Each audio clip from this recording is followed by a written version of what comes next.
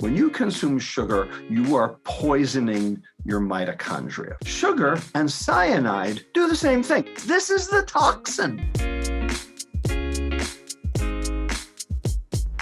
What are the key negatives when we consume the levels of sugar that many of us are currently consuming? Well, first of all, let's make it very clear that sugar is not the only problem in our diet. It's the big one. It's the 2,000-pound gorilla in our diet, but there's other stuff too. But sugar is a particularly egregious molecule. Once upon a time, trans fats were the worst thing we consumed. Trans fats are the devil incarnate. Trans fats, the bacteria can't chew it up, which is why they put the trans fats in, all right, so that, it would last forever, the 10-year-old Twinkie. Well, the fact is our mitochondria, our little energy burning factories inside all our cells, are really refurbished bacteria. We can't chew it up either. So the exact same reason for why they put the trans fats in the food is exactly why you shouldn't eat the food. Now we know that, and they've come out of our diet. So now sugar is public enemy number one. So what does sugar do? And the answer is a whole bunch of bad things. The food industry says sugar is energy. Well, they're correct if you're a bomb calorimeter. If you just blow it up, if you explode it, yeah, you get 4 calories per gram. But we are not bomb calorimeters. Turns out that sugar actually poisons the mitochondria. Okay, it poisons it at 3 separate enzymes that are necessary for mitochondria to do their job. The first one, AMP kinase, which is the fuel gauge on the liver cell. The second one, ACAD-L, acyl-CoA dehydrogenase long chain, which is necessary to get fatty acids into the mitochondria to be able to oxidize them to create energy. And the third one is CPT1, carnitine palmitol transferase 1, which is the enzyme that regenerates carnitine, which is the shuttle mechanism that brings the fatty acids into the mitochondria in the first place. In other words, when you consume sugar, you are poisoning your mitochondria. You are generating less of the chemical energy that our cells get powered by, called ATP. So if you're making less ATP, is that energy? It's the opposite of energy. So when you consume sugar, you are actually inhibiting your body's energy production. Can you think of a chemical that inhibits your mitochondria and reduces ATP production? Cyanide. Cyanide does that.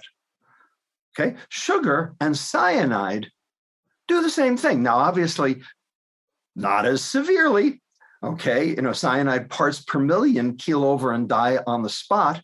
With sugar, it's in the parts per thousand, and you don't keel over on the spot, but you feel lousy, and over time, it's going to take its toll. But ultimately, if you're inhibiting your mitochondria, you are poisoning your body. And we now have the data to show how that occurs. So here's my question to you and your audience. Sugar is in virtually all ultra-processed foods, and ultra-processed foods are now 56% of the UK diet, and the amount of sugar that Brits eat, 62% of it is found in the ultra-processed food category. Wow. So my question to you and your audience is ultra-processed food food? My view is that it's not really.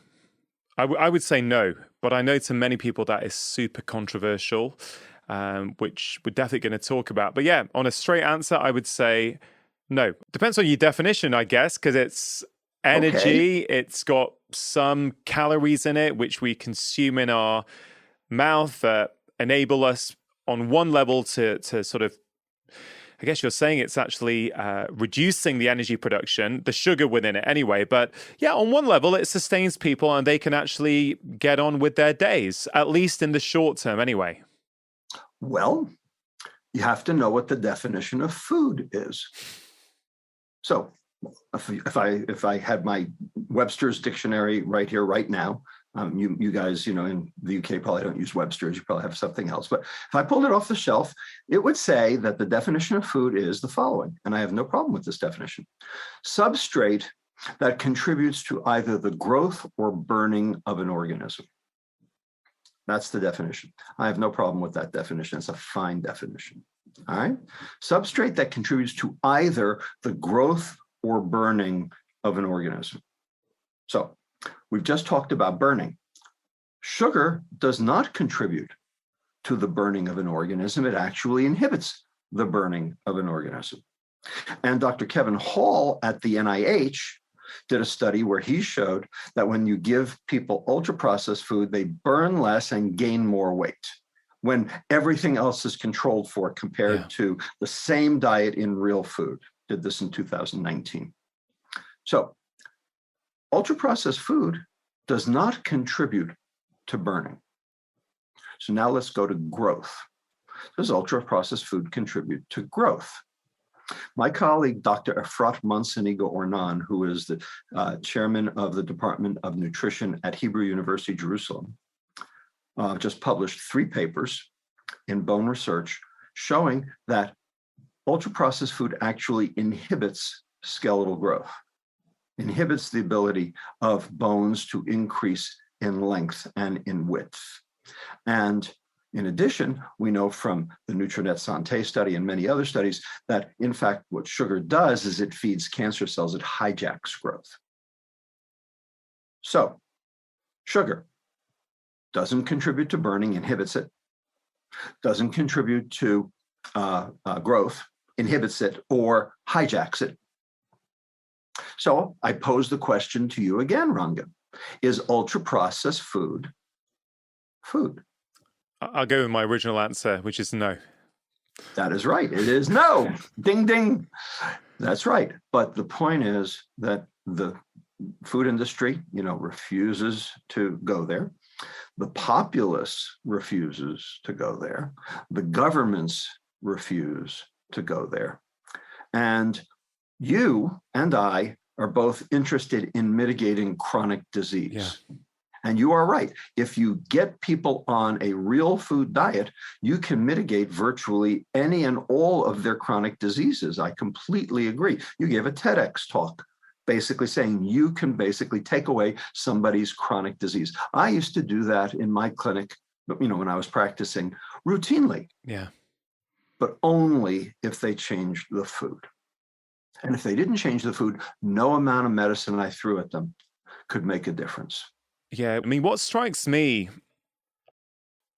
as a really key message is that the majority of what we're buying to feed ourselves and our families is ultra-processed food, whether it's here in the UK or with you in America. And that is contributing to this tsunami of chronic ill health that we're seeing. It's pretty alarming. But what I think is so key, Rob, for me, is that it's so normalized now. Like it's the norm everywhere, schools, hospitals. In fact, if you want to go down the real food route, you almost feel like a bit of a, if you try and do it with your kids, you actually become a social outcast in some ways. You're a pariah. And I think this is the problem. It's the norm. We've moved so far away from what we used to do. In fact, maybe this is a good time for you to explain what you used to do when you were 8 years old, because I believe you had a granddad who lived in Brooklyn. And every Saturday you would do something which I think beautifully illustrates this point. That's right. So, bottom line is I completely agree with you. What we've done is we've normalized it. Once upon a time, it was actually not normal to eat ultra-processed food. And today it is normal. And I remember when that happened because it happened to me. It happened to me in 2 ways. So on Saturday afternoons, my family would go visit my grandparents who lived about, 8 miles away in Brooklyn. And my grandfather would walk me down to the corner grocery store to buy a comic book and a 6.5-ounce bottle of Coca-Cola. And I remember, pretty much every Saturday afternoon. And that was the big treat the comic book and the Coca-Cola. That was it, on Ocean Avenue and Avenue N in Brooklyn. The fact is that was once a week, and it was 6.5 ounces. All right. Today, children are consuming about, I think, 35 ounces a day, median. So they are getting about 6 times the amount of sugar that I did from that one Coke. And they're doing it every day instead of once a week. Can we just pause on that for a second? You're saying you had 6 ounces once a week, and we're assuming back then that the rest of your diet throughout the week was low in sugar, low in processed foods, sort of a real food diet? Well, my mother worked 3 jobs, and so I ate a lot of Swanson TV dinners when they first came out. And I remember when they came out around 1964. The fried chicken, the Salisbury steak. I hated that Salisbury steak. And she trained me on how to turn the oven on and how to heat them up, because often she wasn't home at night. So, to some extent, I was a latchkey kid because my mother worked so hard. Yeah. My father was in Manhattan all day. And so, I basically had to sort of take care of myself. And sometimes I had to eat dinner, out of the freezer. And so I remember, those Swanson TV dinners, and, they were a problem. They're still a problem. So you put the two together, and that was the beginning of, the, shall we say, onslaught of processed food in the United States about the mid-'60s. Then things picked up even more in 1975 when we started substituting high fructose corn syrup for sucrose because it was half as expensive and it was homegrown. And then finally, the pièce de résistance came in 1977 when the McGovern Commission released its report saying that we all needed to eat less fat to try to prevent cardiovascular disease. Well, when you take the fat out of food, it tastes like cardboard. And so what did the food industry do? It basically replaced the fat with sugar. That's why we ended up with Entenmann's fat-free cakes and the like. And that was when the pasta craze, first hit was, refined carbohydrate because it was, quote, low in fat, et cetera. And, now we're off to the races. And it's just exploded ever since. Is it the sugar that's inherently bad in and of itself, or is it the excess amounts? I mean, or is it both, right? Because I think a lot of people might say, well, look, you know what? This never used to be a problem, right? And we would have the odd sweet treat now and again. But so, and actually there's quite a few prominent scientists, as you're well aware of, who say actually sugar's not a problem. Sugar's actually completely fine. Yeah, we're working on it. I have a bone to pick with some of those scientists, and we can argue that and talk about that if you like, as to exactly why they say what they say. So here's what I can tell you.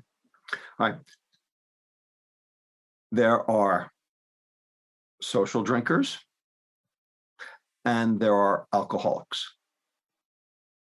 Now, social drinkers can pick up a beer and put it down, and they don't need one every day. Alcoholics pick up a whiskey and can't put it down, and they need it 3 times a day. Right? Yeah. Did the one beer that the social drinker drank hurt them?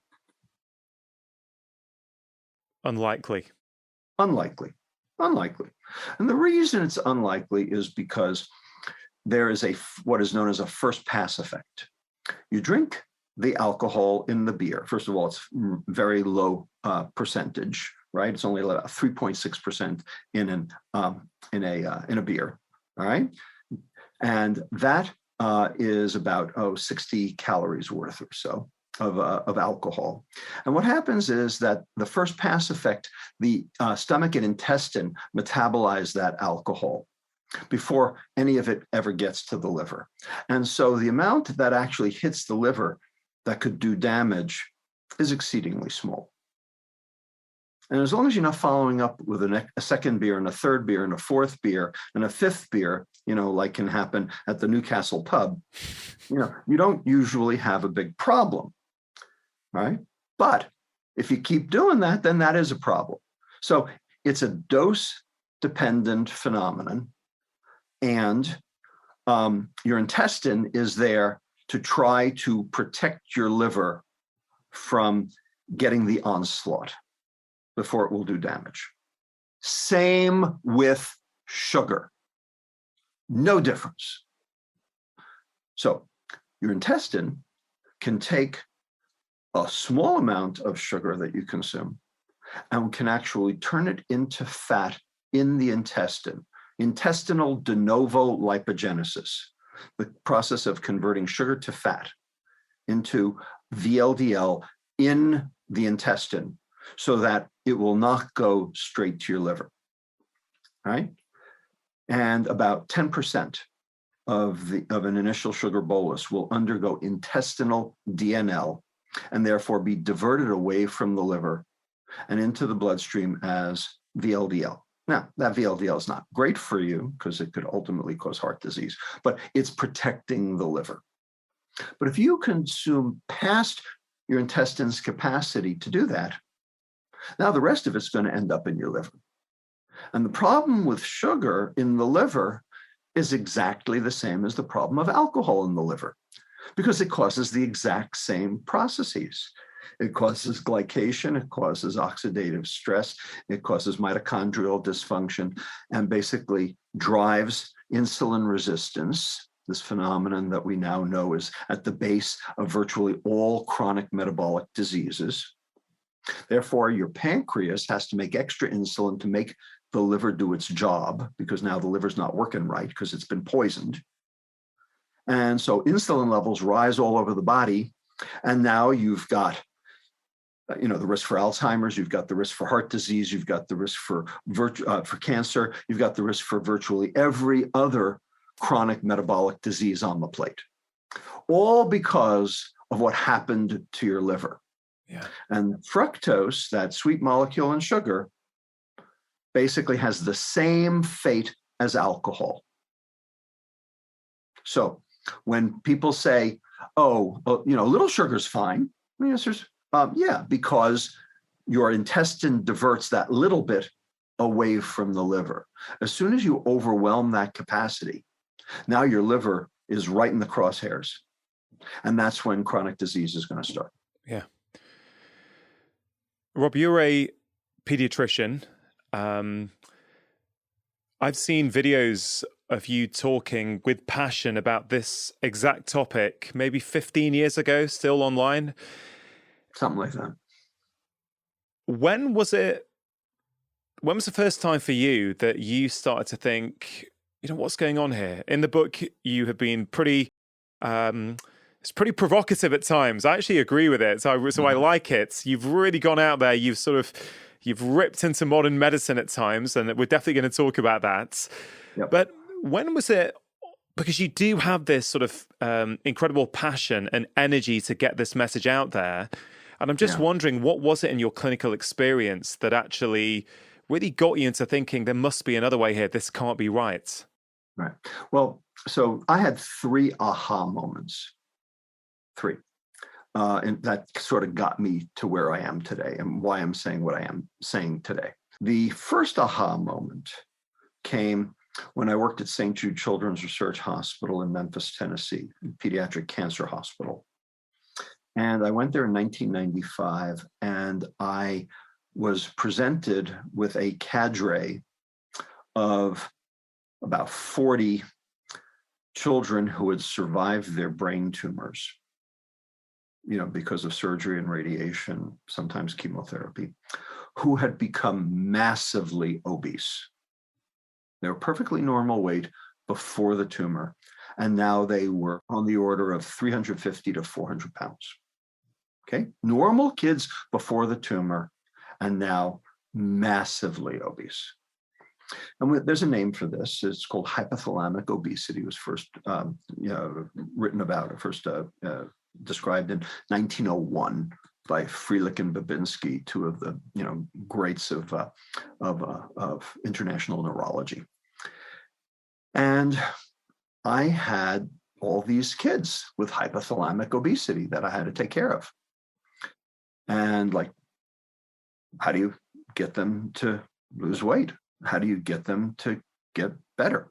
And it had been shown previously that diet and exercise is useless. In fact, George Bray, the father of obesity research in America, in 1975, had taken 8 of these kids on his ward and fed them 500 calories a day for a month. What do you think their weight did? Well, you would expect it came down, but I suspect in this case it probably didn't. It went up. Yeah. Okay, 500 calories a day, and their weight went up. Like, how does that happen? And the answer is it happens because they were burning it slower than they were taking it in, because their metabolism of calories had actually come to a virtual standstill. So even 500 calories a day was too much. And these kids have like no energy. They sit on a couch. They're not interested in anything. The parents would actually complain that that was the worst thing about this. They'd say, this is double jeopardy. My kid has, survived the tumor only to succumb to the therapy, because my kid is a lump on a log and he's lost interest in everything. He's lost interest in school. He's lost interest in life. He's lost interest in activity. He's lost interest in friends. He's lost interest in everything. All he wants to do is sit and sleep. And so I had to take care of these kids. So I went to the literature and I said, the other thing was that this was exactly when the hormone leptin had been discovered. Leptin was discovered in 1994. And I was prepared for that discovery because I worked at Rockefeller University with the guys who discovered it, Jeff Friedman and Rudy Leibel. Okay, we were all the MDs at Rockefeller University, all had to take call in the hospital together. So we were always trading, call dates and everything. So everybody knew what everybody else was doing. So I knew that they were trying to clone this, this hormone, out of these mice. And so when they did in 1994, I was very prepared for it. So I moved to St. Jude and I had these kids, and it's like, what am I going to do for them? And I postulated right then that these kids must have leptin resistance. These kids can't see their leptin. And the reason is because their hypothalamus is dead, because we killed it because of the tumor or the surgery or the radiation. And so because they can't see their leptin, their brain thinks they're starving. So the question was, okay, their brain thinks they're starving. What's downstream of leptin? What's actually making them gain the weight? The starvation's why they're hungry, but what's making them gain the weight? Well, we knew that these kids made a lot of insulin. And we knew that there's this animal model of damaging the hypothalamus, and they put out enormous amounts of insulin. And you could actually stop that by cutting the vagus nerve. The vagus nerve is the nerve that leads from the brain to the pancreas, and then the insulin would go down. So I said, well, I can't cut their vagus nerve. I'm not a surgeon, and that's a little drastic. But what if I gave them a medicine that suppressed their insulin release? And so we gave them a drug called octreotide, a drug that is used by endocrinologists to usually suppress growth hormone release, but it also suppresses insulin release. So we repurposed it and we gave it to these kids. And lo and behold, they started losing weight. And they couldn't lose weight before. George Bray showed they gained weight, but they were losing weight. And something even more remarkable happened. They started exercising spontaneously. One kid started competitive swimming. 2 kids started lifting weights at home. 1 kid became the manager of his high school basketball team, running around collecting all the basketballs. I mean, these were kids who sat on the couch, ate Doritos, and slept. And now they're active again. And the parents would say, oh my God, I've got my kid back. And the kid would say, this is the first time my head hasn't been in the cloud since the tumor. Yeah. So something had changed their relationship to the world, not just their relationship to food, but their relationship to the world. So we said, this is very interesting. So we did a double-blind placebo-controlled trial, and this time built a quality of life measure into the protocol.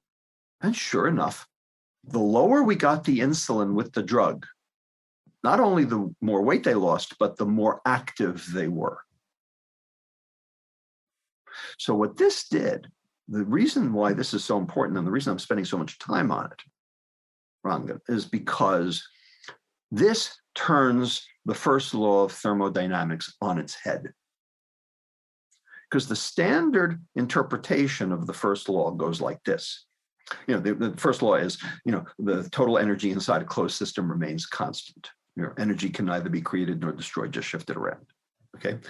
The standard interpretation that we learn in medical school and what the general public learns is, if you eat it, you better burn it or you're going to store it. In which case, the storing part, the fat gain, is secondary to the primary problems, which are the eating and the burning, the gluttony and the sloth. Therefore, the weight gain is secondary to the gluttony and the sloth. Therefore, it's about behavior. Fix the behavior, fix the weight. What we showed in these kids was it's exactly the opposite. Turn it around. What we showed was, if you're going to store it, that is a high insulin level leading to obligate weight gain, and you expect to burn it, that is normal energy expenditure for normal quality of life, because energy expenditure and quality of life are synonyms for each other, then you're going to have to eat it. And now the storage is primary and the behaviors are secondary. The gluttony and sloth are actually because of leptin resistance. So we get sick first and then the weight comes afterwards. That's right. We get sick first and the weight is secondary. That's exactly right. So this is, monumental. This is huge. But of course, it goes against everything that we are taught, and it goes against everything that, doctors routinely believe. But this was my first aha moment. My second aha moment came in 2006. So I realized that insulin was the bad guy, and we started then changing what we did in clinic. Instead of worrying about weight, we worried about insulin. We said, get the insulin down any way you can. And that's what my clinic became. It became an insulin reduction clinic. It wasn't a weight loss clinic. It was an insulin reduction clinic. And when we got the insulin down, then they lost weight. So in 2006, I was asked to give a talk at the NIH, specifically the National Institute of Environmental Health Sciences in Research Triangle Park, North Carolina. They were having their 100th anniversary of public health. And it was a 2-day symposium. The first day was on their successes, like lead poisoning and pollution and asthma, things they'd figured out and, been able to do something for the public health. And the second day was on challenges. And the morning was going to be obesity, metabolic syndrome, and the afternoon was going to be ADD and autism. Okay. So they asked me to give a talk. What do you think is the single most important environmental exposure that leads to obesity and metabolic syndrome? And I figured that they probably figured I was going to, give a talk about some, like BPA or some other, environmental, toxicant, that's in the water or in the air or, something like that. And I thought to myself, how am I going to, make this worthwhile? And I thought to myself, all right, wait a second. Let's go backwards here. Children today get two diseases they never got before: type 2 diabetes and fatty liver disease. Those two. Children never got those before. Now, lots of kids get them. All right. So I looked up type 2 diabetes and fatty liver disease. And of course, I know a lot about both of them, but I very specifically looked for origins and causation. And it turns out that in the old days, back in the 1970s, before this pandemic of chronic disease started, both those diseases were the diseases of alcohol. Type 2 diabetes and fatty liver disease were the diseases of alcohol. But kids don't drink alcohol. So I said, all right, is there something they're exposed to that's like alcohol? So I opened up my Leninger, biochemistry textbook from 1974, sitting at this table that I'm at right now. I said, what the hell is like alcohol? And there it was, and stared me right in the friggin' face, right off the page from 1974. And the answer was fructose. Fructose and alcohol are metabolized virtually identically. And it makes sense that would be the case, because after all, where do you get alcohol from? Fermentation of fructose. It's called wine. Yeah. We do it in Napa and Sonoma every day. Okay. The big difference between fructose and alcohol is that for alcohol, the yeast does the first step of metabolism called glycolysis. For fructose, we do our own first step of metabolism. But after that, what the mitochondria see are exactly the same as acetyl-CoA. It's just a question of which was the substrate. Was it the ethanol or was it the fructose? But ultimately, they end up with the same fate. So it's very clear, all of a sudden, right, looking at that right there, that this is the substrate that is driving both the type 2 diabetes and the fatty liver disease. Mm-hmm. So I put together a talk, and I went to North Carolina, and I said, this is what I think's going on, and here's why. Half-hour talk. And then there was the bathroom break. And, I got my applause, and then everyone left the room, and they didn't come back. I'm standing there at the podium talking with, this person, that person, and no one's coming back for the next session. And then I had to use the bathroom. So I went out, and I actually got tackled in the friggin' bathroom of the NIH by a bunch of crazed toxicologists screaming at me saying, oh my God, you're right. This makes perfect sense. This is the toxin. You have to tell everyone about this. I guess I'm still doing it. I guess you still are. So if the toxicologist went berserk, might be true. And then that was the second aha. And then the third aha. We'll be back to the conversation in just a moment. Now, many of us struggle to find time to eat all of these incredible whole foods. That's why I'm a big fan of good quality whole food supplements like this one that's been in my own life for over 3 years now.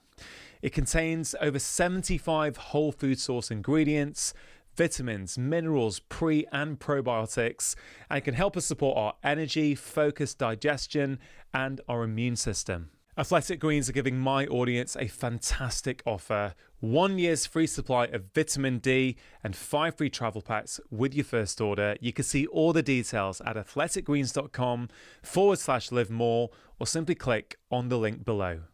Now, back to the conversation. It was not even my aha. It was my colleague's aha, but I adopted it. So we got very interested in sugar here at UCSF after that. And we actually have a group of us we call the Sugar Hill Gang. They're actually referenced in the book here. But my colleagues, Kristen Carnes, Laura Schmidt, and Stan Glantz, started looking at the paper trail of the food industry back in the 1960s and found the actual paper trail that showed that the food industry paid off scientists to exonerate sugar and figure saturated fat as the bad guy. We actually found their documents that showed the money transfer and the communications, just like what the January 6th committee is doing now, follow the money. And we actually proved that the sugar industry put their thumb on the scale back in the 1960s to exonerate their product, because there had been data that had been coming out at that point showing that sugar was not good for you. In fact, that's what John Yudkin found. Remember, Pure, White, and Deadly. And he had found, shown that data. And so people were starting to cast a fisheye at sugar. And so they had to go into overdrive mode to PR this problem away.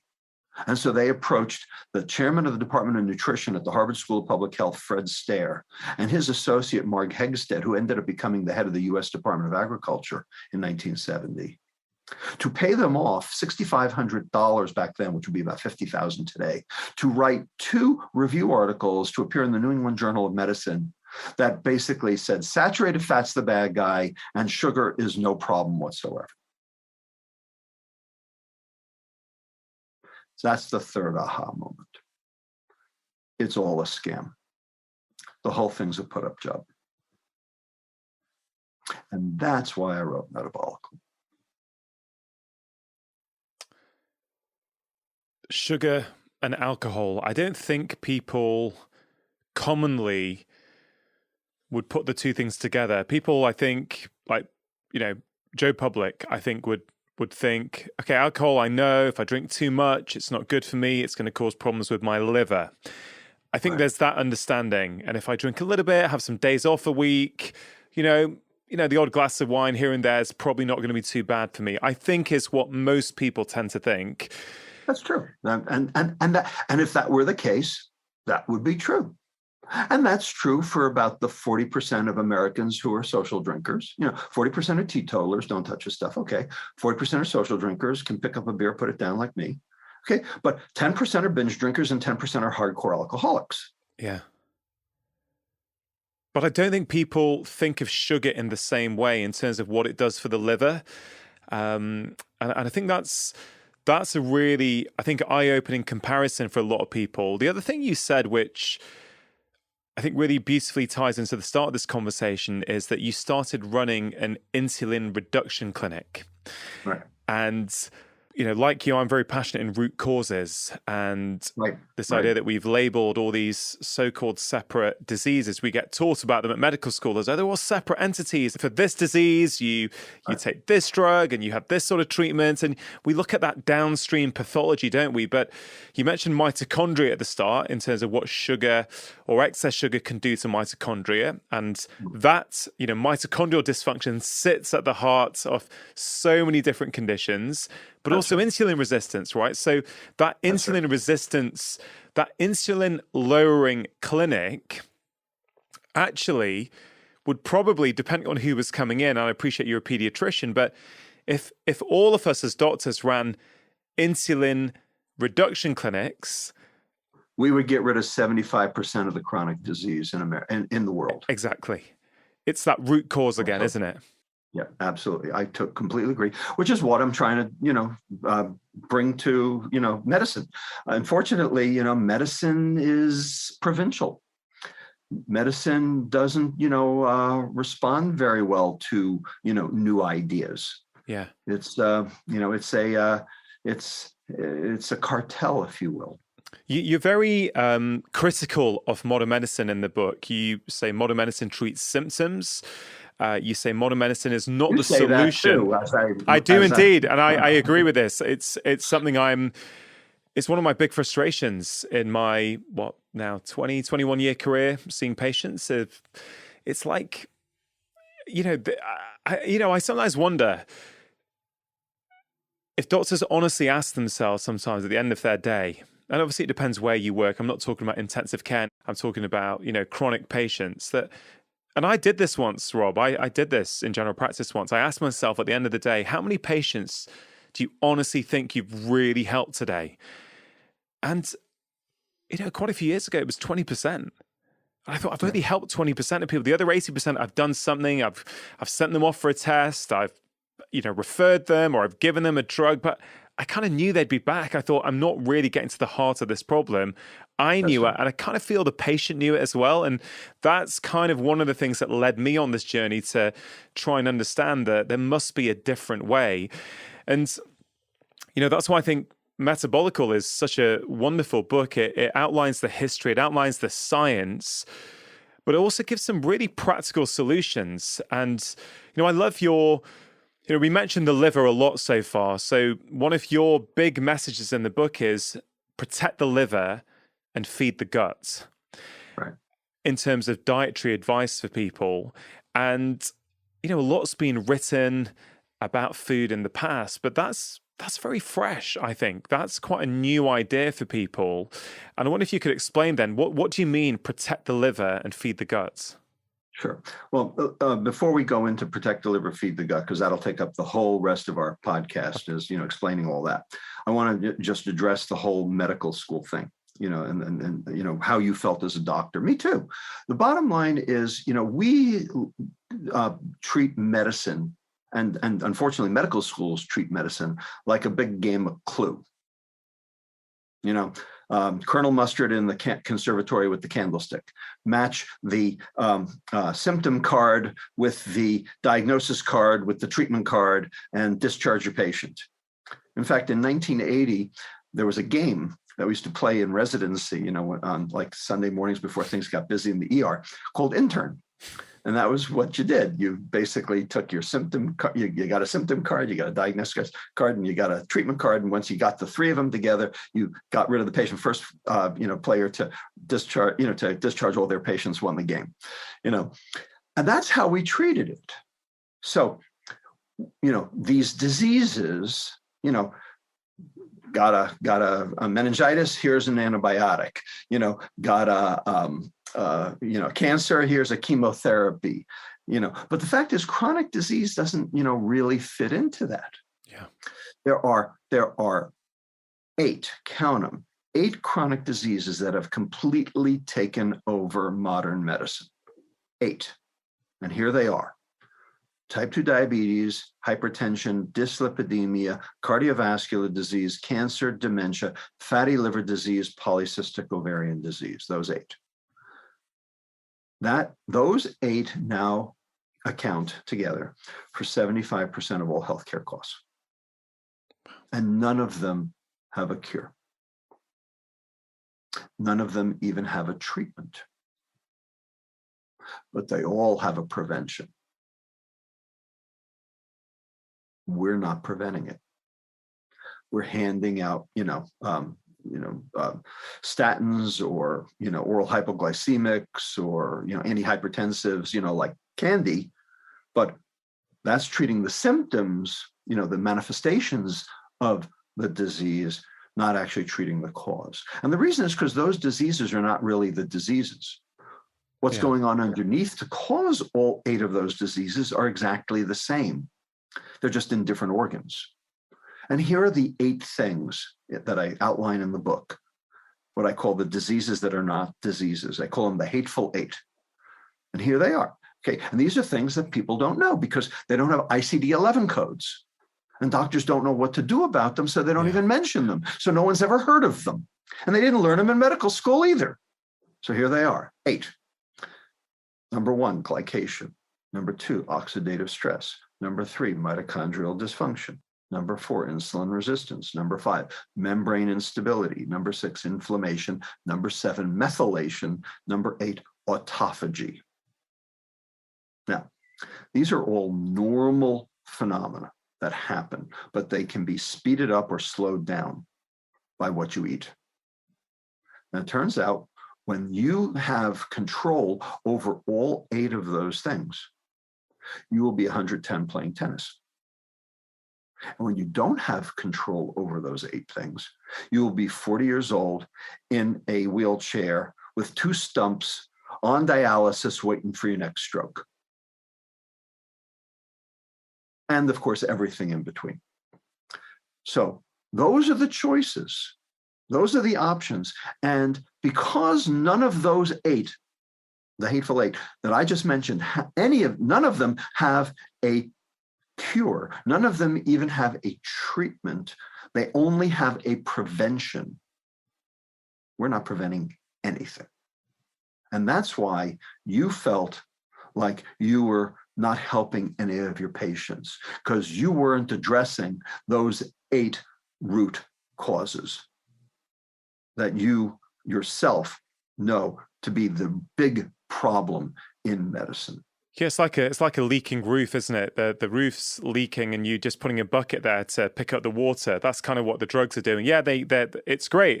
There's no water there on the floor, so you can live a little bit better, but you're not getting to the cause, right? You need to fix the leak in the roof, and then actually you no longer need the buckets. Right. Well, and you won't. The problem is, if you don't fix the leak in the roof, you won't have a house. Yeah.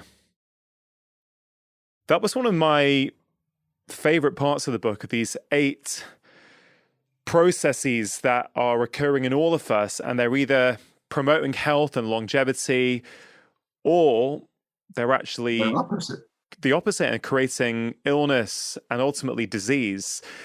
And I really love the way you say that actually medicines aren't really tackling those things.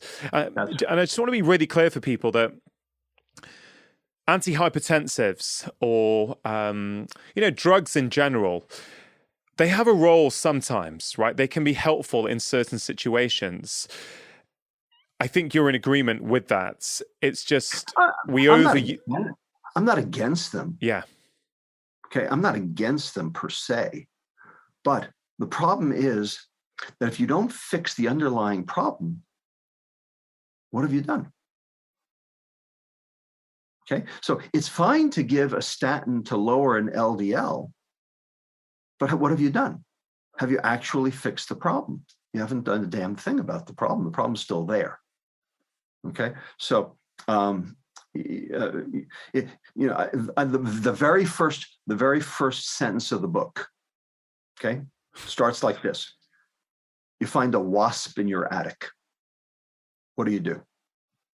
Kill the wasp, or find the wasp's nest? You have to work upstream of a problem to solve a problem. Working downstream of a problem only fixes the result of the problem. The problem's still there. And if you can kill the wasp, but then the next time you go up into the attic, you're going to be stung into submission by all the other wasps. Yeah. Because you didn't fix the problem. I think we really need to, I want to make sure everyone listening and watching this has got this, that what you're talking about is really at the heart of pretty much every single chronic disease that's going on at the moment, that is afflicting families, it's overwhelming healthcare systems, it's causing disability, it's causing reduction in the quality of life. And actually most of them are caused by malfunction in these eight areas. But ultimately, what you're making a very strong case for is that it's actually the modern food environment, this highly ultra-processed food that we are consuming in inordinate quantities, is actually at the root cause. And unless we deal with that as a root cause, we're going to be struggling. People are going to be suffering. Healthcare systems are going to be suffering, and we're not going to get anywhere. Your intro to the book was, it literally was so punchy. Like, we could just do a podcast on the introduction, frankly. But there's a couple of bits I've underlined, which if you don't mind me reading it back to you, your own book. I so appreciate that you called my intro punchy, because several people on Amazon have said all he did was rant. But I guess it depends on how concerned you are about the problem. Yeah, and this is such a big problem. Like, it's arguably the biggest problem that's going on across the globe at the moment, because and you see in your kids, right? You see kids. I see kids, and when you see a 7-year-old with pre-diabetes, you're like, this wasn't happening 25 years ago. Something is going on, and we can't just give them metformin or what. We have to try and figure out what's causing this. Right, kids are the canaries in the coal mine. And if you ignore it, you do it at your own risk. That's just that simple. And that's what we've done. We've ignored it. The other thing is that everybody right now is completely distracted. Okay, they're distracted by this thing called COVID. Okay, and I understand why. And it's certainly distracting. However, let's talk about that for a minute. Okay, people are dying in droves in every country. UK, US, you name it. Do you know where they're not dying? They're not dying in countries that actually still have real food. Third world countries actually have a very low death rate. And it's not because they're using masks or hand washing, or social distancing. The reason is because they're eating real food. We have the data on mortality rates of the different countries. I can put it up on the screen if you want. But the bottom line is, it's only the developed countries that have the high mortality rates. Now, why is that? So we've identified the elderly, and they have immune dysfunction. We understand that. They can't generate the same cytokine response that you need, that everyone else should be able to. Okay, let's put the elderly aside for a moment, because that's true everywhere. It was true in Italy too. But the other three things, the other three demographics that were shown to be, related to COVID mortality, here they are: people of color, the obese, and pre-existing conditions. Those three: people of color, the obese, pre-existing conditions. What do those three demographics share in common? Probably poor socioeconomic conditions, poor diet, lots of highly Poor processed diet. food.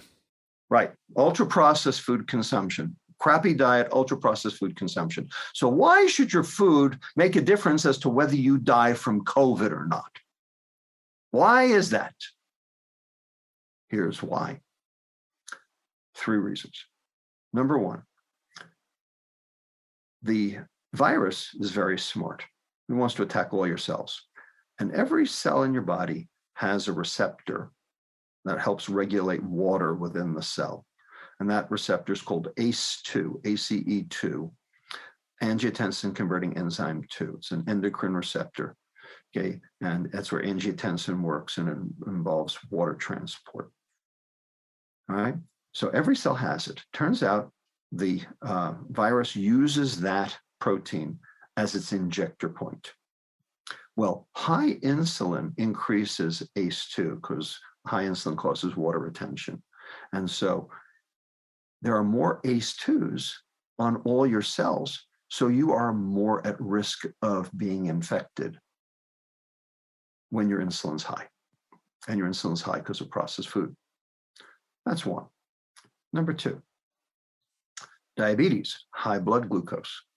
High blood glucose, turns out the glucose actually crystallizes around the edges of those ACE2s, holding them open, making it even easier for the virus to inject its RNA. Number three, short chain fatty acids. So short chain fatty acids come from fiber consumption. And of course, ultra-processed food is devoid of fiber. Short chain fatty acids suppress the cytokine response. And we now know it's not the virus that kills you. It's your cytokine response that kills you, because your cytokine response is basically sort of like a nuclear blast that affects even your normal cells, but it's trying to get rid of the foreign invader. But you have to temper it. You have to be able to manage it. You have to be able to pull it back.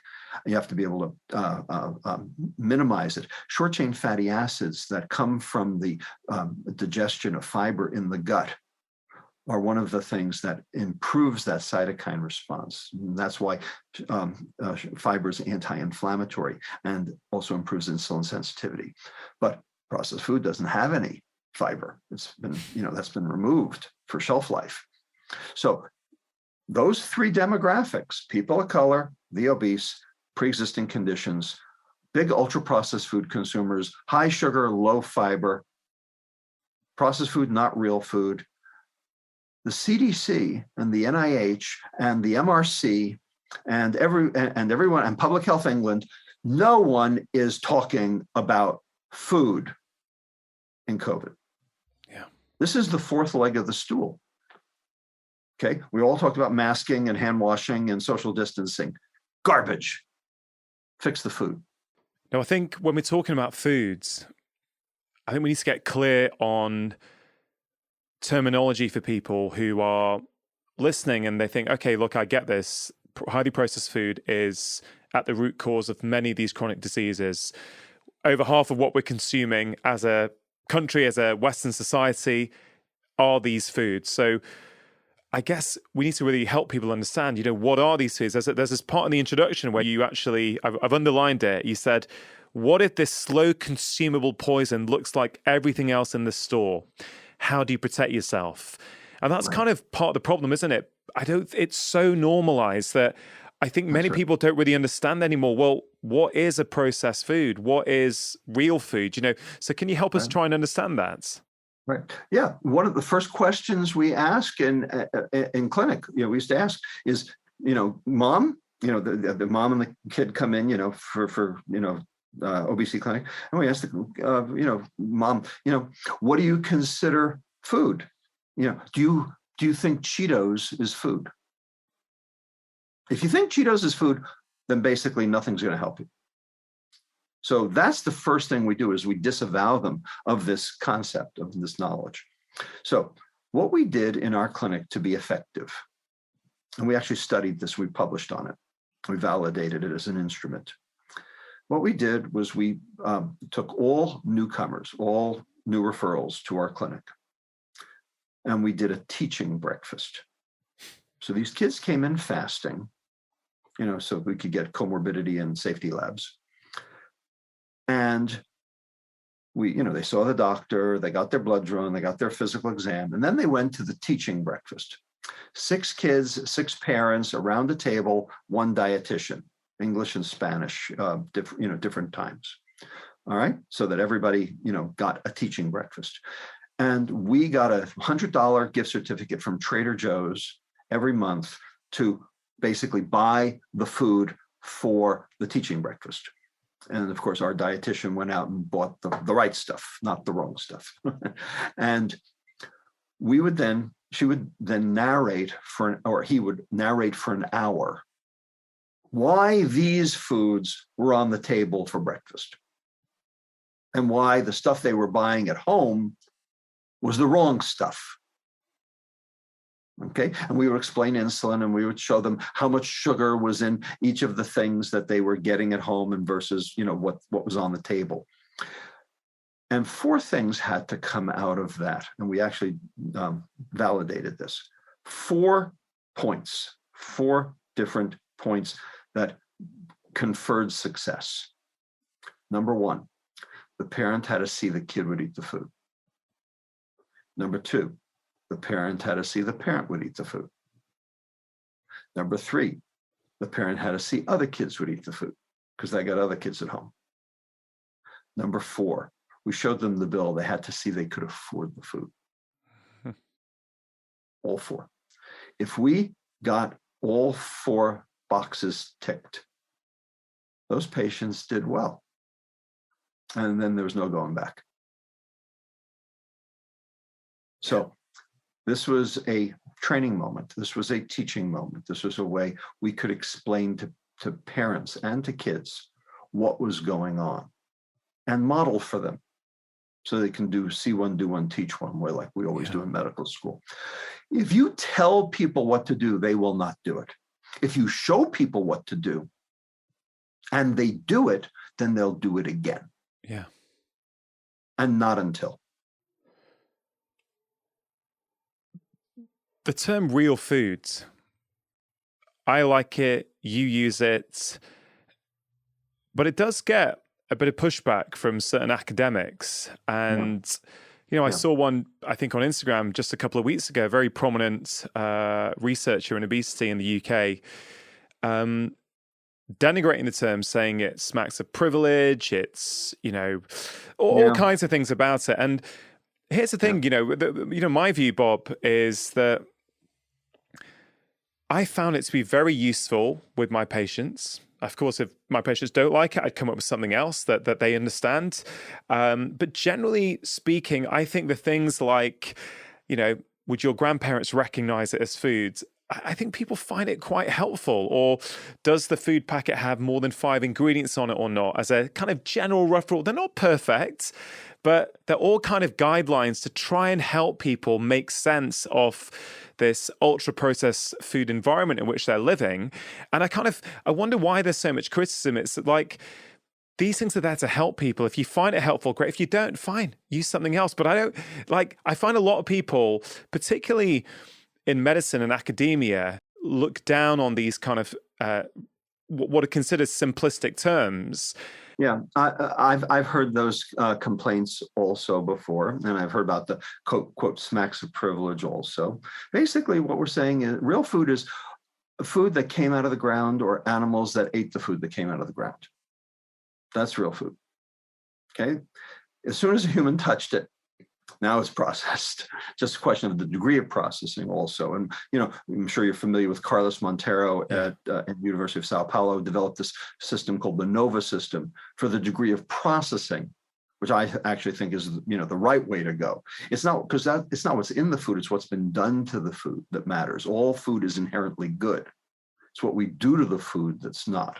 And that's the point I try to make in the book. And I have an entire section on what we did to the food that actually turned it from food into poison. That classification system is brilliant. And perhaps you could take a kind of readily available, simple food and just explain how it can go through these 4 stages to help people really understand this. Sure, I can do this in 1 minute. Let's take an apple. Class 1 on the NOVA system would be an apple.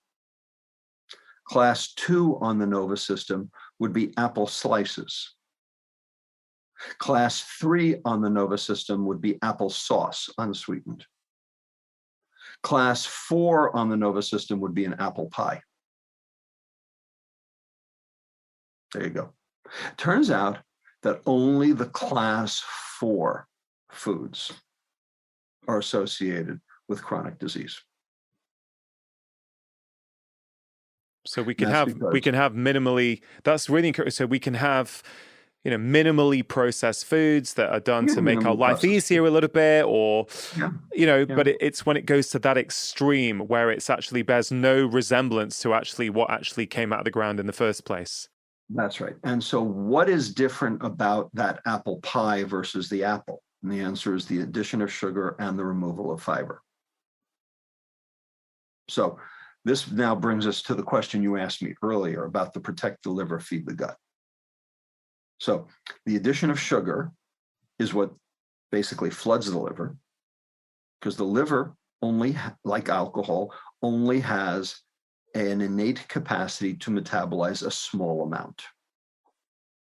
We know how much sugar we can metabolize. And it's not that different from the amount of alcohol that we can metabolize, because the metabolism is virtually the same. Point is, you can overwhelm your liver's capacity to metabolize sugar. And when that happens, just like what happens when you over-metabolize alcohol, is your liver can't handle the onslaught. And so it has to take the extra and turn it into fat. And there are enzymes in your liver that turn sugar into fat. It's called de novo lipogenesis, new fat making. And there are 3 enzymes that in concert that do this. One's called ATP citrate lyase, the other one's called acetyl-CoA carboxylase, and the last one's called fatty acid synthase. These 3 enzymes are being driven by excess substrate, and that substrate is fructose, then turned into acetyl-CoA by glycolysis. So bottom line, you're flooding your liver, and the goal is protect the liver. And when you flood your liver, now your liver makes fat, and that fat precipitates. Now you got fatty liver, and now you got insulin resistance. Yeah. And now you got chronic metabolic disease. So protect the liver. Second part, feed the gut. Now, lots been written about the microbiome. Okay. And there are a lot of probiotics that are now, in health food stores to try to restore the microbiome. And everyone now knows that the microbiome talks to your brain, which is true. It does. The question is, would taking a probiotic, a bacteria, work? Would that fix the problem? Because boy, if that could fix the problem, that would be great, wouldn't it? The answer, does it work? Is there any disease yet that has actually been ameliorated, attenuated, or cured by administration of a probiotic? Name one. I mean, it's helped. I think it's helped with symptoms and things like IBS. I think it's been shown to make, general improvements in mood, sometimes in the right individual, but by and large, amelioration of disease, I don't think we've got that evidence yet, do we? Well, we certainly don't, and the reason is because it doesn't happen. So here's my question to you, Roland. Think this out. These probiotics, they're bacteria. They're live cultures, right? Yeah. They're alive. Whether they're in a pill or not, they're alive. You swallow them. Those bacteria should be able to populate your intestine, grow, take hold, and basically, contribute to your microbial diversity. Yes? Yeah. Concept, right? Why do you have to keep taking them? Why can't you just take one? Why have to take them every day? Yeah, well, a lot of them just pass straight through, don't they? And that's right. A lot of them pass straight through, or they die right there in the intestine, which is exactly what happened to the ones as to why you don't have them there in the first place, because they're already dead. Because the intra-intestinal milieu that the bacteria find themselves in is not conducive to their growth. Sorry to interrupt. If you are enjoying this content, there's loads more just like it on my channel. So please do take a moment to press subscribe, hit the notification bell, and now back to the conversation. The ones that you basically had before have already died. And so you take them every single day, and they're still not populating your intestine. They still haven't actually taken hold and thrived and contributed to your microbial diversity. So basically, they're not doing very much, which is why we haven't seen any amelioration of any disease yet. Because probiotics are not working upstream. You have to change the intestinal milieu first. How do you do that? That's what a prebiotic does. So what's a prebiotic? A prebiotic is food for those bacteria that will feed them so that they can grow. And what's the nature's perfect prebiotic? fiber. Fiber. Fiber is not food for you. Fiber is food for your bacteria. But when we took the fiber out of the food to process it, because fiber basically reduces shelf life, when we took the fiber out of the food to process it, we are now depriving our bacteria of the food they need to be able to live in symbiosis with us. And so those bacteria, the good bacteria are dead, the bad bacteria have taken over, and the bad bacteria is sending all sorts of bad signals, actually suppressing serotonin generation in the intestine, thereby reducing the anterograde transport of serotonin back up into the nucleus tractus solitarius, and that's called depression. Yeah. Okay. Also, because you're not feeding those bacteria, the bacteria are basically stripping the mucin layer right off your intestinal epithelial cells because they can eat that. And that's then exposing and denuding your intestine and making it, all the junk that's in your intestine basically can get through, called leaky gut, contributing to inflammation, inflammatory bowel disease, irritable bowel syndrome, and insulin resistance. all because you didn't feed your gut. And that's how the whole thing gets tied together here. That's some very simple but very, very brilliant advice. Protect the liver, feed the gut. But the modern food environments, the ultra processing of food is overwhelming the liver with sugar, and it's starving the gut through its lack of fiber. And then the consequences are the liver could be, fatty liver, type 2 diabetes. But the problem when the gut gets starved and, as you say, leaky gut or increased intestinal permeability sets in, then you're opening up for everything: autoimmune disease, food allergies, Alzheimer's, depression. All these things have been associated with increased permeability in the gut. So it's a very simple maxim, but one that actually, again, going to that nexus of the root cause, it's kind of right there, isn't it? And that's, this is the other thing I really liked, Rob, is that you don't seem to have a preferred diet. Very much like me, I'm always like you. It's unprocess the diet first. Let's just get out the junk. Let's get the real food in, and then let's see where we are. So how does you feel that like a vegan diet or a low carb diet or a whole manner of diets can fit this maxim of protecting the liver and feeding the guts? Yeah, I'm agnostic as to the whole vegan keto thing. Look, people who want to be vegan, fine, whatever. You want to be vegan? Great. Don't make anybody else feel bad about their choice, but you can feel good about your choice. That's fine. Okay.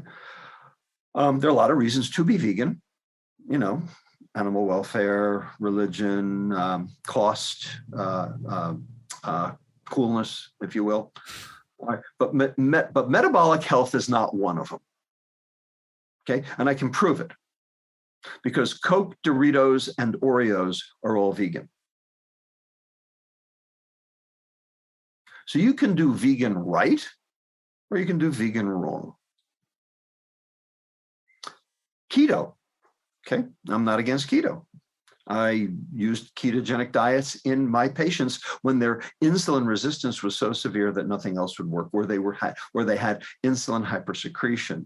And basically, we had to control their blood glucose rises in an attempt to try to stave off continued weight gain, either one. So we use the ketogenic diet, okay, and I'm not against that. The problem with the ketogenic diet is not the diet. The problem with the diet is that it's really easy to fall off it. Because as soon as you have even a little bit of carbohydrate, a little bit of carbohydrate is going to raise your blood glucose, therefore raise your blood insulin, and therefore stop the ketogenesis. Because insulin blocks lipolysis at the level of the fat cell. And there goes your lack of substrate. And so it's been shown that people who are left to their own devices in terms of doing a ketogenic diet, they can start with all good intentions. And by 2 months into it, they're basically, they're not ketogenic anymore. They're not making ketones, basically. And then they're on the worst diet because they're on a high fat, medium carbohydrate diet, which generates both insulin and loads and loads of LDL. And that's kind of like the worst thing you can be on. So if you're fastidious, then the ketogenic diet is a great diet. If you're not fastidious, then you shouldn't be on a ketogenic diet. So it kind of depends on whether or not you can actually, keep it up. And a lot of people, fall prey to, the croissants on the, that the other guy at work brought in. So, bottom line is, I don't have a preferred diet. I'm agnostic on it. I think there are a lot of ways to skin this cat. I think ultimately we will learn the genetics of who does better with which diet, and it will turn out that certain diets are better for certain people and other diets are better for other people. And I'm very interested and involved in this personalized nutrition, concept and movement that's going on right now. So it may be that there are certain people out there who are on a vegan diet who ought to be on keto, and there are certain people who are on a ketogenic diet who probably ought to be on a vegan one, and they don't know it yet. So why would you basically put all your marbles in one, goldfish bowl? So I'm for both diets. Yeah. The only diet I'm not for is the Western diet.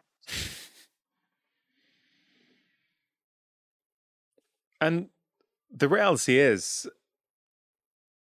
I think any clinician who has utilized food as one of their tools in their toolbox with their patients, which I hope more and more are starting to do, although it's clearly not enough, you will see that different people thrive on different diets. That's, I think real life clinical practice teaches you that, well, these guys here are literally rocking a low carb real food diet. Their markers look good. Their bloods look great. And these people here are doing great on a whole food vegan diet.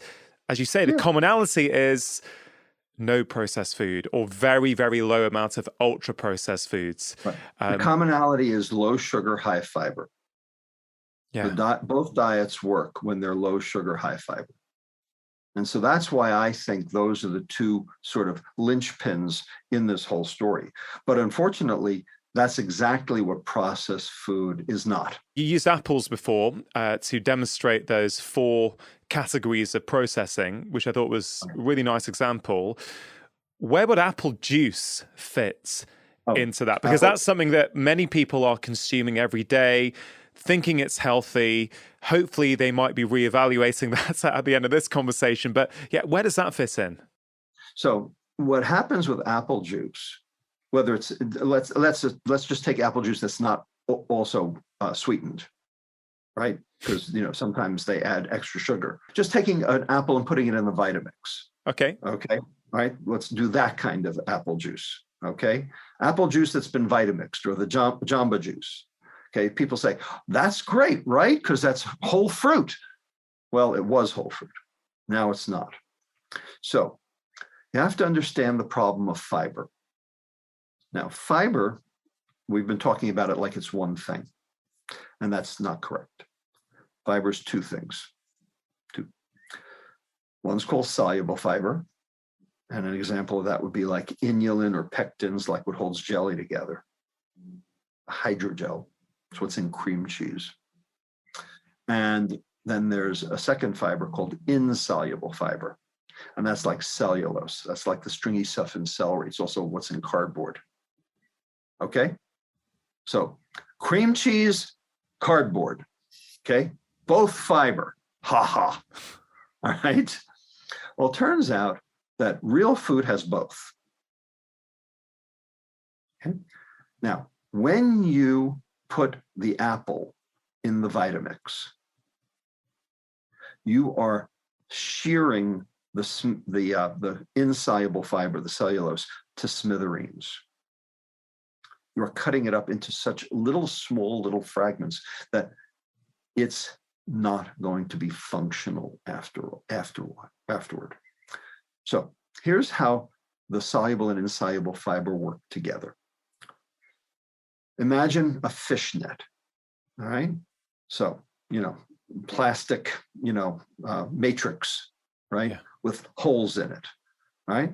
And when the fish net is working, okay, what happens is you can catch fish, but then the kelp, the seaweed, is going to plug the holes in the fish net, and now you're not going to be able to drag it through and catch the fish anymore, right? So you've created a barrier. So that the insoluble fiber is like the fish net itself, and the soluble fiber is like the kelp. And so together they form a barrier. Or think of it this way, like a spaghetti colander, okay, metal bowl with holes in it, right? Yeah. You run the water runs through. Now take a blob of petroleum jelly, throw it into the center of the colander, run the water, still runs through. Now take your finger and rub the petroleum jelly all around the inside of the colander. Now run the water. Now the water doesn't run through. You've created a barrier, right? And you needed 3 things. You needed the colander, you needed the jelly, and lastly, you needed the geometry of plugging all those holes, right? For the fish net, you needed the net and you needed the kelp together, right? Yeah. If somebody came along and took a scissor to that fishnet, all of a sudden, now you don't have a barrier anymore. So this is what's going on in your gut. The insoluble fiber, the cellulose, the stringy stuff in the celery, is forming a lattice work on the inside of your intestine. The soluble fiber, like the pectins and inulin, they're globular, they're plugging the holes in that lattice work. And together they form a whitish gel on the inside of your intestine. And that gel is a secondary barrier that prevents early absorption of glucose, fructose, sucrose, simple starches, so that they don't end up going to the liver, so they don't flood the liver, so that your liver doesn't turn them into fat, so that your liver can stay healthy. So the apple juice, the Vitamixed apple juice, it still has the soluble fiber. And that still has a benefit because that can still go down to your colon and make short-chain fatty acids. And that's good. But it won't protect your liver. So you've taken one of the two cardinal phenomena of health and you've basically thrown it in the garbage can. So apple juice, better than soda because it has soluble fiber, but not better than soda because it floods your liver. But soda also floods your liver. Huge. Well, absolutely. Yeah. Of course. And what's the relationship? We've obviously we're now moving from food into, I guess, drinks. Although apple juice, of course, comes from an apple. Right. Soft drinks, diet drinks. These are things which are routinely consumed. Perhaps you could talk about the relationship between these drinks and our wider health. Right. So first of all, it's now been shown 50 ways from Sunday that sweetened beverages, sugar-sweetened beverages, soft drinks, are disastrous. They're disastrous for adults. They're disastrous for kids. Okay. And we have quantitation on just how many deaths per year occur in both the US and the UK due to soft drinks alone. This has been done by numerous investigators, most notably the ones at Tufts Friedman, like Dariush Mozaffari and his group, Renata Mika, et cetera. No question. So then you say, okay, that's true, but what about diet drinks? They have no fructose. They have no calories. They should work. They should be fine, right? Not so much. So here's why. A couple of studies have now shown exactly why. A couple of years ago, I wouldn't have been able to tell you this, but now we have the data that explains why this is. All right. Number one, you put something sweet on the tongue. Message goes tongue to brain, sugar's coming. Message goes brain to pancreas. Sugar's coming, release the insulin. But then the sugar never comes because it was a diet sweetener. What does the pancreas do? Does it say, oh man, I was waiting for that, I'll just wait till tomorrow? Or does it go, I got all these insulin vesicles sitting here raring to go. Okay, I'm going to go find me some calories to work on. Yeah. And you end up overeating. Turns out it's the latter. We now have the data to show it's the latter. So, in fact, all the studies of diet drinks show that caloric intake, total caloric intake, does not change. So you think you're doing well by taking 150 calories in sugar out of your diet, but it turns out you end up making up those 150 calories elsewhere in your diet. It's been shown in different experimental conditions that basically it sensitizes your pancreas to actually make more insulin, those diet drinks. This was work from Yanina Pepino when she worked with Sam Klein at WashU St. Louis, and also Tay et al.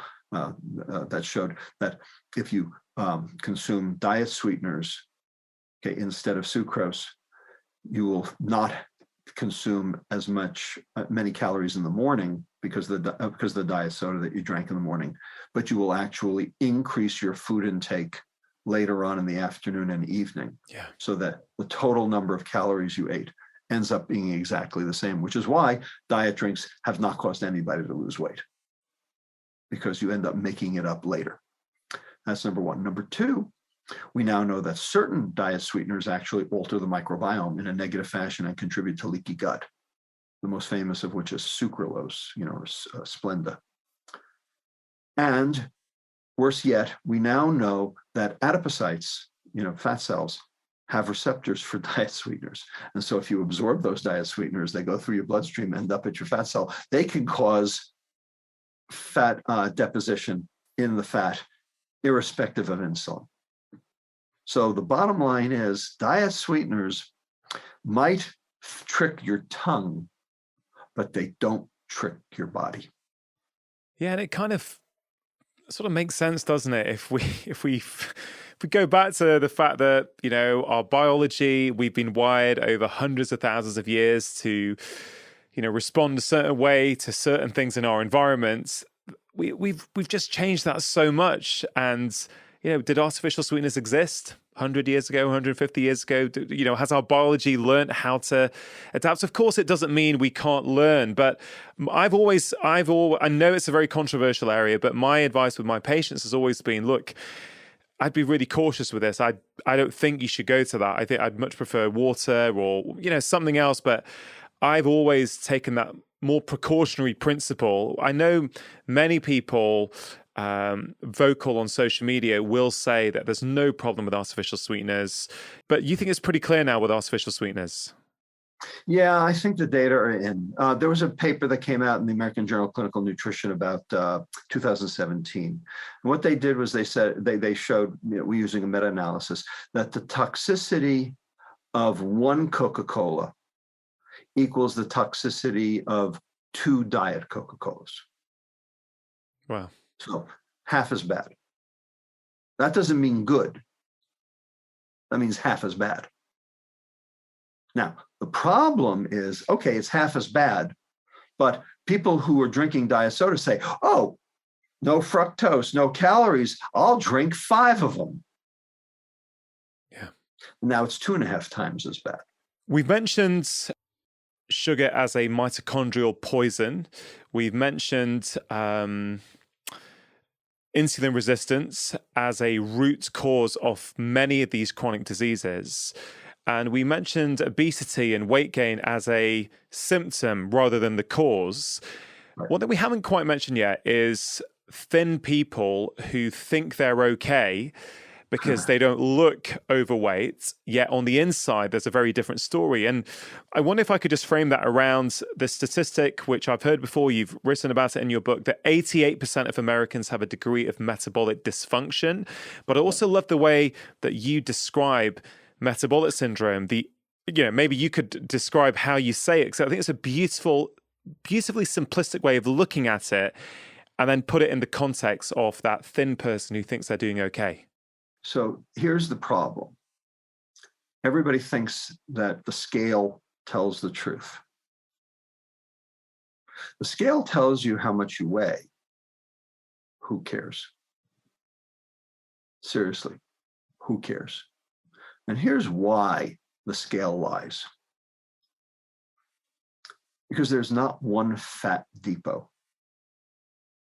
There are 3. 3 separate fat depots, and they contribute differentially to your health. Here they are. First one, the one you can see, the subcutaneous fat, the big butt fat, as it were, as in, do these genes make me look fat? I never answer that question. Yeah, bad idea. All right. Turns out the subcutaneous fat, while potentially cosmetically undesirable, is metabolically inert. Our subcutaneous fat is there very specifically to store energy for periods of famine, right? And it has an innate expansive capacity to a certain point before it gets into trouble. In fact, you can basically put on about 10 kilos of subcutaneous fat, about 22 pounds of subcutaneous fat, before you will have overexpanded those cells. Those cells will then have choked off and died, will have released their grease into the area, will have recruited macrophages in to clean up the grease, and will then have released cytokines into the bloodstream, which will, by the way, go into the systemic circulation. So you have to have a lot of grease in order to get a concentration high enough to go back to the liver to activate the cytokine response in the liver and cause insulin resistance. So 10 kilos of subcutaneous fat before you get sick. That's depot number one. Depot number two, the visceral fat, the belly fat. Okay, the beer belly, if you will, fat. Right? Now that fat turns out not to be from beer. That fat turns out to be from stress. From stress. You know a lot about stress. That fat in your belly fat, okay, visceral fat, is due to cortisol. And cortisol is because our world is now overly stressful, and people are overly stressed like all the time. So how do we know that? And the answer is because we can take patients with clinical depression, endogenous clinical depression, suicidal depression, get admitted to the hospital to keep them from themselves, put them in a scanner and quantitate the amount of visceral fat. Now they're losing weight because they're not eating. They're losing sub-Q fat because they're not eating, but they're gaining visceral fat because their cortisol is so high. That is metabolically active fat. And it drains directly into the liver because it drains into the portal vein, not into the systemic circulation. So a small amount of visceral fat will generate enough cytokines for your liver to be able to see it because it's concentrated, because it's not being diluted over the entire volume of distribution of your systemic circulation. So turns out about 5 to 6 pounds of visceral fat before your liver gets sick. So for sub-Q fat, 22 pounds.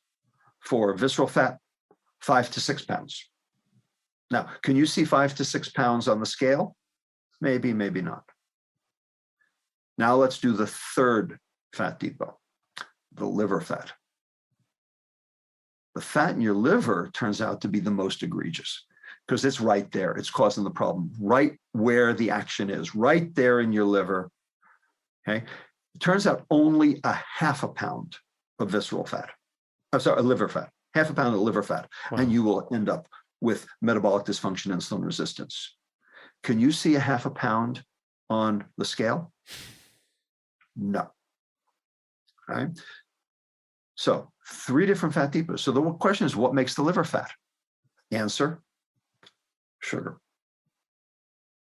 Because of this phenomenon, the de novo lipogenesis that we've been talking about.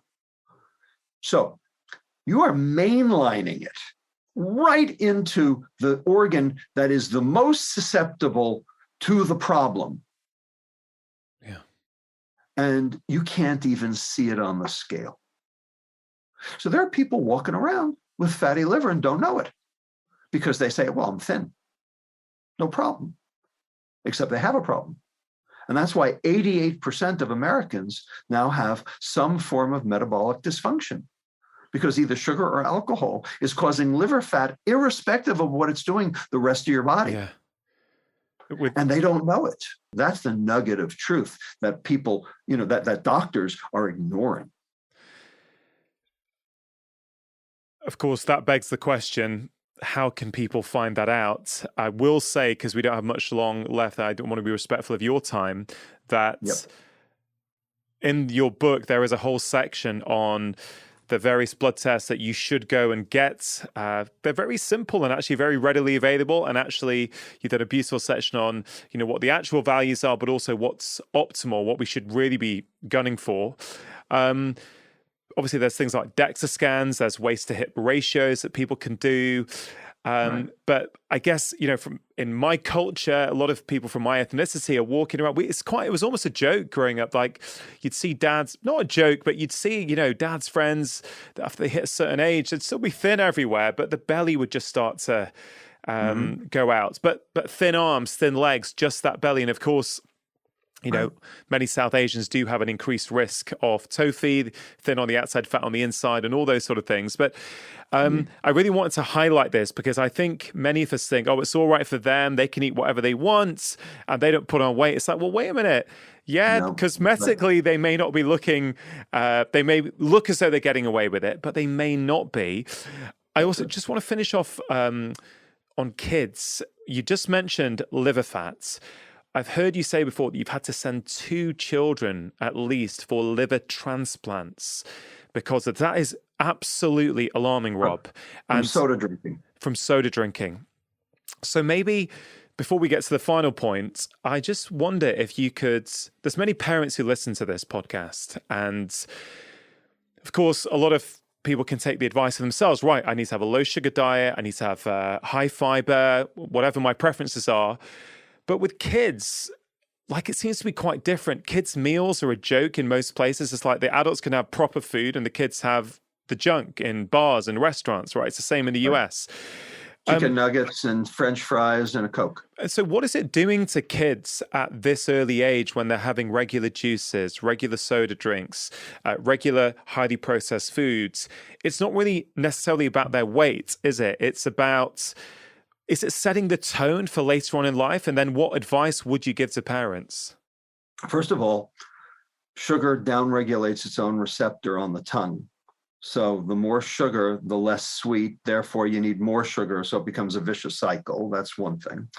Second of all, it still causes liver fat accumulation in kids. We now have shown that 20% of children have liver fat unrelated to obesity. People who, kids who have died in auto accidents, autopsies show 20% of kids have liver fat. 20%. And it's unrelated to their obesity, to obesity. So where did they get liver fat from? They never had it before. This is where. The bottom line is that this phenomenon is also, the sugar is also causing changes in behavior.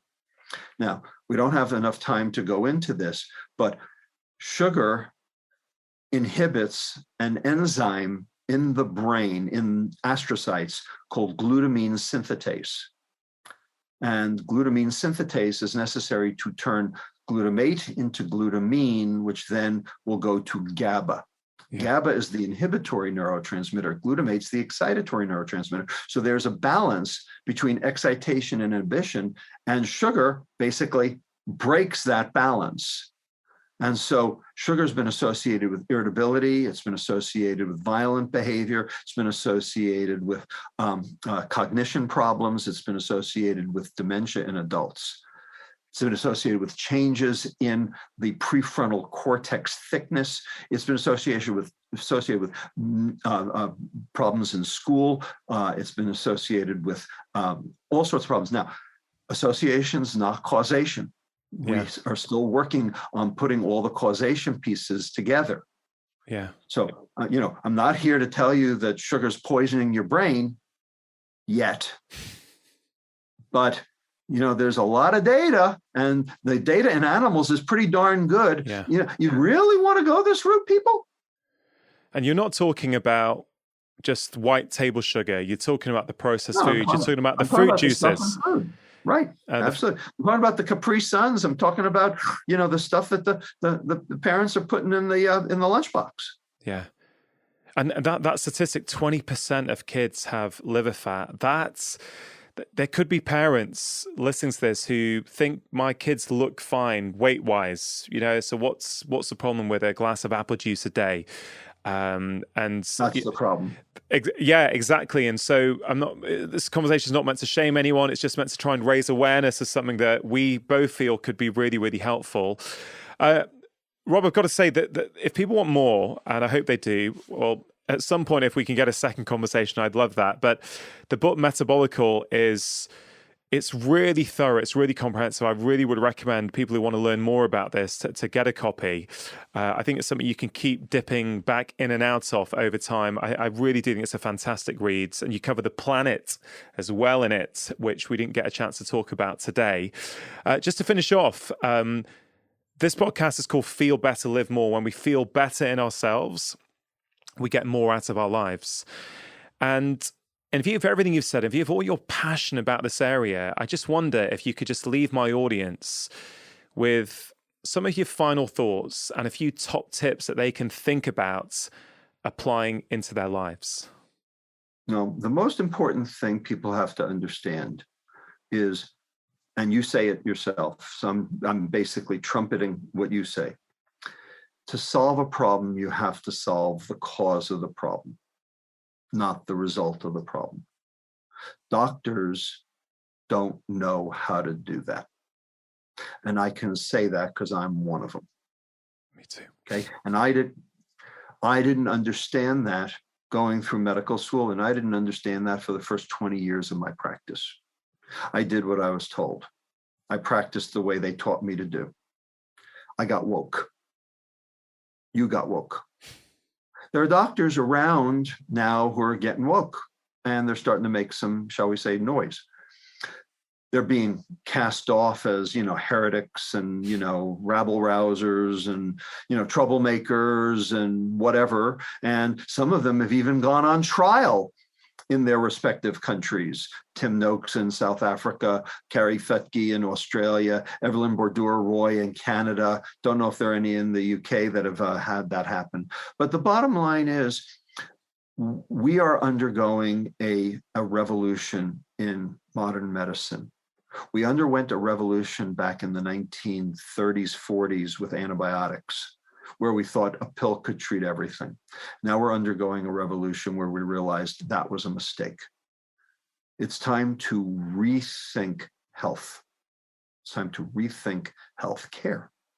You can't fix healthcare till you fix health. You can't fix health until you fix diet, and you can't fix diet until you know what the hell is wrong. And what you thought was wrong was basically propaganda for the last 50 years. We've had to undo that. We've had to basically turn it over. We've had to rethink all of modern medicine. And for your audience out there, what I'm telling you is not everything is wrong, but a lot of it is. When I went to medical school in 1976, a very, very famous clinician stood up in front of our class on the very first day, and you've probably heard this yourself, Rangan. He said, 50% of everything we teach you is wrong. We just don't know which 50%. This is the 50%. Robert Lustig, you have been doing incredible advocacy for many, many years. You continue to do it. You're helping the lives of hundreds of thousands of people, if not millions around the world. Thank you for joining us on the podcast, and hopefully we'll get a chance to talk again in the future. It's my pleasure. Hope to come to the UK and we'll have a beer.